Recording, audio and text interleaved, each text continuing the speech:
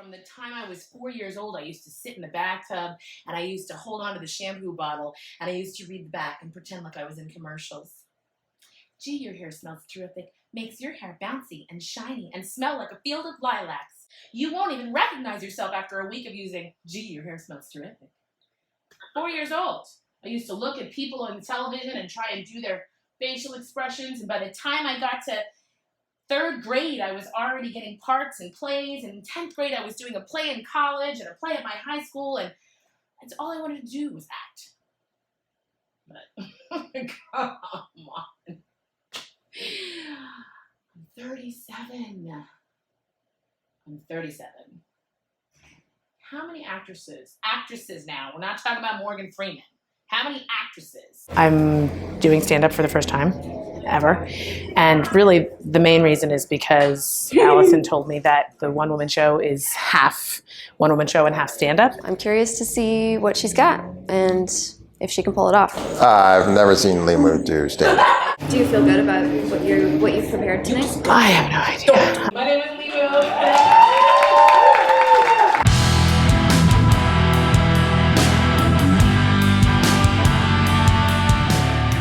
I have a checkered past.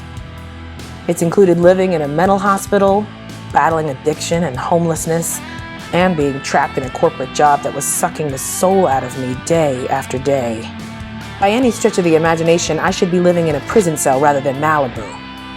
But that's not my story.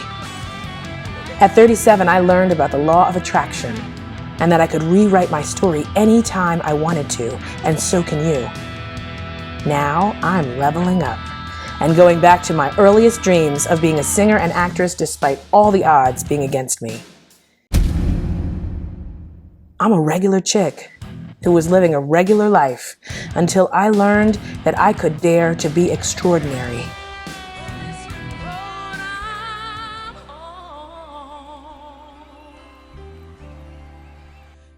And I'm going to do that, and you're going to watch and be inspired to do the same thing.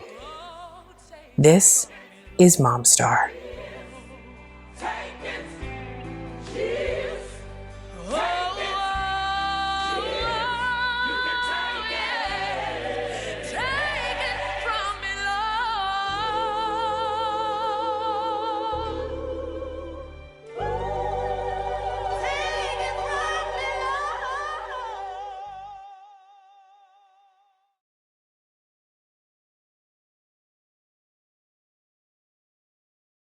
Hi everybody, my name is Susanna Spies. I'm a stand-up comedian. I have a company called Comedy Playground, and I teach stand-up comedy. I've been performing stand-up comedy off and on for about 17 years. Started when I was 12.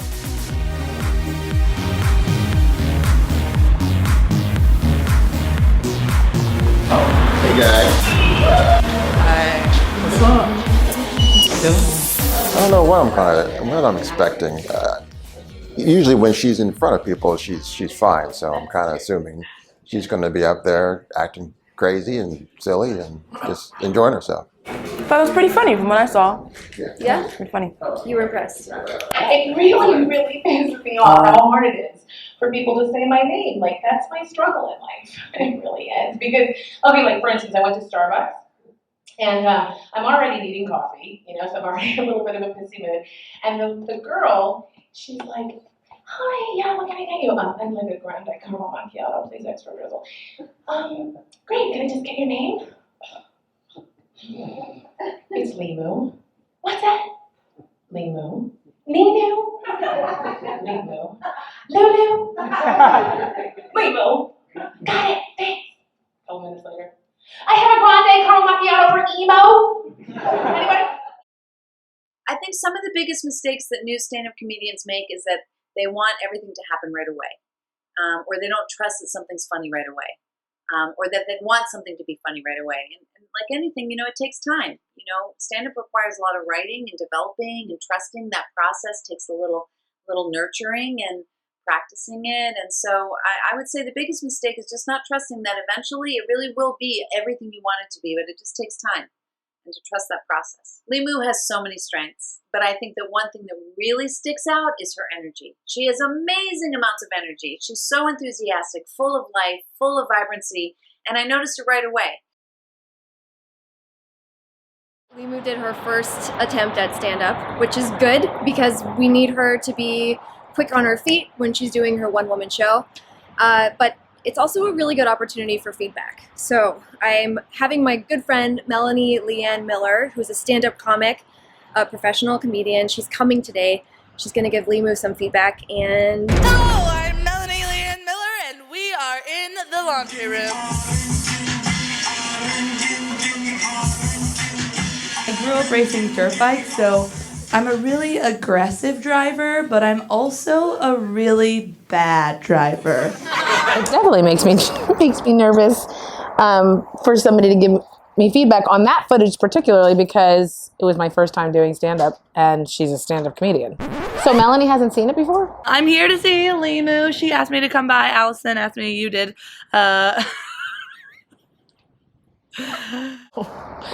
it makes me nervous to think of her seeing it for the first time with me sitting there. Hey girl! Hey girl! Hey! How's it going? good, how are you? What the hell, man? So You're much so fun with my fabulous. though. So should we sit? Yeah, let's talk. Or do you like this? All right, you ready? Ready. You wanna watch? I'm ready. Hit that button. My whole life, people have actually argued with me about whether or not I know my own ethnicity. I know my ethnicity. I'm in college, right? College. Just remember that. And I'm talking to this girl, and she's like, "Oh, your name's Liimu. That's so interesting. What is that?" "Yeah, that's African." "Oh, how'd you end up with an African name?" "My dad is black." "Really?" "Was he your real father?" "You kidding me? I don't even know you." And then when they would get past that whole like not believing me thing, then my white friends, they kind of considered me like their cross-cultural ambassador. So they would come up and they would ask me the questions that they didn't have the balls to ask black people. Because, you know, I'm not black, except that I am. So this one friend of mine, she comes up to me and she goes, "Liimu, I have to ask you this question because I've always been really curious. Are all black people related?" "What?" "No." "Well, because you call each other like sister and brother and cousins."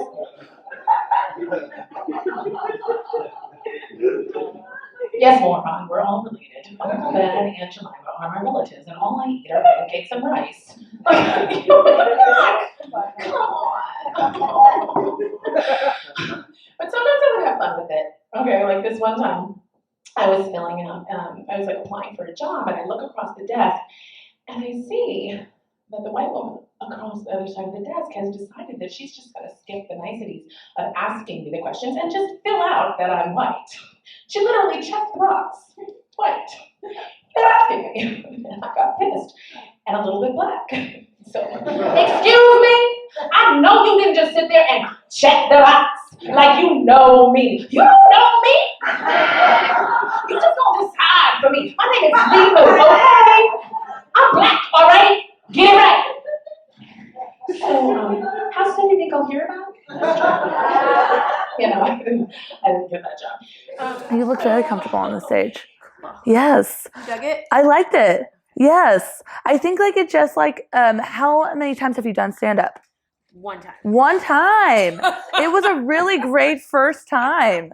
Oh, it's like I feel like acting in comedy is so brutal and like so draining and tiring and difficult, and the only way to hold on is to really love it. It's possible that stand-up comedy or just comedy is just a part of it, and stand-up is not part of it. You know what I mean? I feel like somebody told me, like, because I had been acting for like a while, and then I started to get into stand-up, and he was like, the thing about like each piece of the entertainment business is like you may have been doing something for so long, but then when you start another thing, you kind of get to the back of the line, and each thing in the entertainment business is like insanely difficult to get into. So like acting like takes like however long, and like if you want to do stand-up, like that's like another path of 15-20 years before you get there. Like you have to oh yeah, girl, sorry. Yes, see, I don't believe that stuff. I mean, I think That's really crazy, but I have such a suspension of disbelief Yes. about how people purport things to be. Yes. You know what I mean? Not Yeah. you particularly at all, but like you believe that you will have it and then it will manifest. Okay. And if it's not manifesting, it's because there's a belief that's holding it back from manifesting, right? By all stretch of the imagination, my whole situation shouldn't have gone the way that it went. Like if I thought about the way that people say that it goes to start a business and to have a successful business, I would never have succeeded because I don't have an MBA. Well, help me out. I didn't have any startup capital. Right? I'm saying. So blowing a little bit. Help me out because I am working. You're working way too hard. I know. You are. Hey, Yeah. I'm a big believer in everything happens for a reason. Well, good. Yes. Good. Screw those people who say you get to the back of the line. I'm at the front of the line, goddammit, and I'm deciding whether or not to do stand-up comedy on the basis of whether or not I want to do it, not on the basis of whether or not I'm going to be successful or difficult. Because I'm gonna tell you right now, if I decide to do it, I'm gonna be successful. Because that's how it goes. I get it. I'll show you. I have a completely newfound respect for the balls that it takes to get up on stage and do what Melanie and Susanna do on a regular basis. Doing stand-up takes a lot of balls, and I have those balls. I'm not really sure that that's what I want to do. It was fun, and I don't regret it at all, but I really want to focus on the one-woman show. So I'm excited for the extent to which everything that I learned from this whole experience and from Melanie, especially from Susanna and her workshop, are going to just make the one-woman show that much tighter and that much funnier. Yeah, so I can check that off my bucket list. Don't have to do it again. Now I can say I did it. Next time on The Making of a MomStar. So when you become a mom, it seemed like everybody had this expectation about what that meant and what I had to give up. I saw how much my mom gave up to raise me and my 4 brothers and sisters. Well, I think I gave up my dreams. No, I don't find it fun.